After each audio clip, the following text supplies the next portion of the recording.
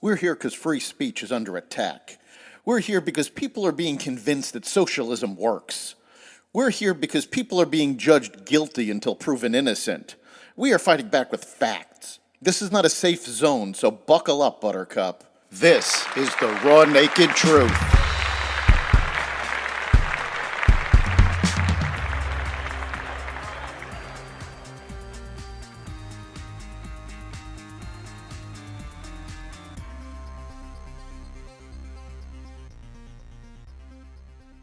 Pro-Hamas protests escalate.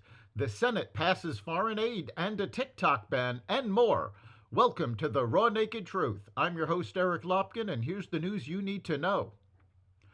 Pro-Hamas anti-Semitic protests at New York University's campus turned violent Monday night when demonstrators hurled bottles at police officers who were sent to the scene to disperse a large unruly crowd, officials said.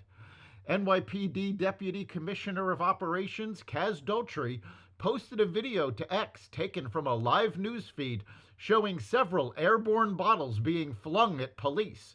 The NYPD inserted graphics into the video pointing out 4 bottles being thrown in the background shot as a reporter for ABC7 described the chaotic scenes unfolding.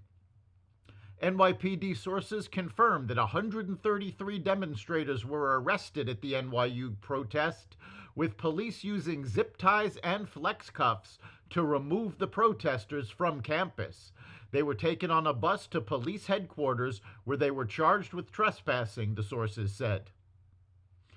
Meanwhile, Columbia University in New York set a deadline for administrators and pro-Hamas protesters to reach an agreement to end the encampment on campus, as a police presence is standing by at the university.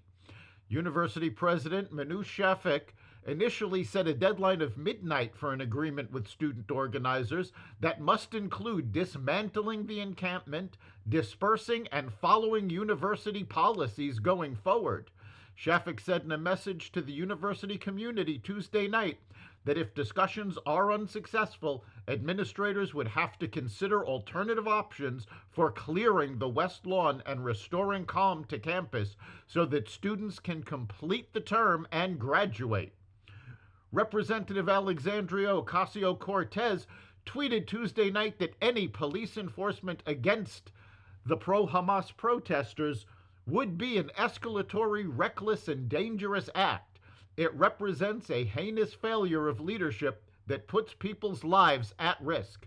I condemn it in the strongest possible terms. This comes after the squad member labeled pro-Hamas protests on college campuses as peaceful, despite the protesters attacking police and Jewish students.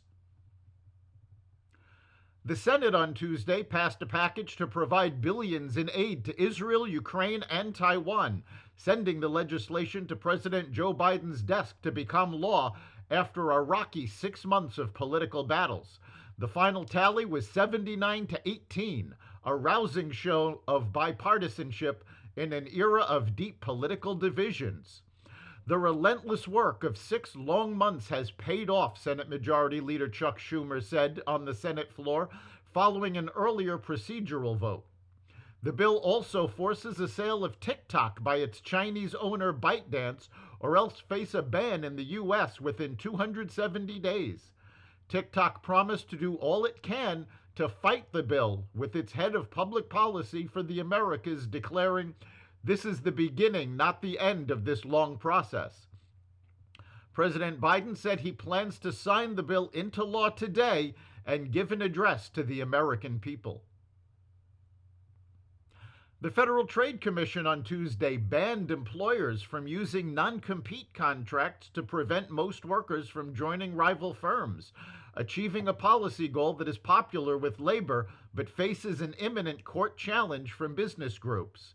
The measure, approved by a 3-2 vote, marks the first time in more than 50 years that the FTC officials have issued a regulation to mandate an economy-wide change in how companies compete. The Commission has historically operated like a law enforcement agency, investigating and suing individual companies over practices or deals deemed to violate the law. The rule prohibits companies from enforcing existing non-compete agreements on anyone other than senior executives. It also bans employers from imposing new non-compete contracts on senior executives in the future. That's the Raw Naked Truth. You can catch every episode of The Raw Naked Truth at xvadio.com, the Apple Podcasts app, Google Podcasts, Spotify, iHeartRadio, Audible, Amazon Music, and other platforms that respect freedom of speech. We'll see you next time.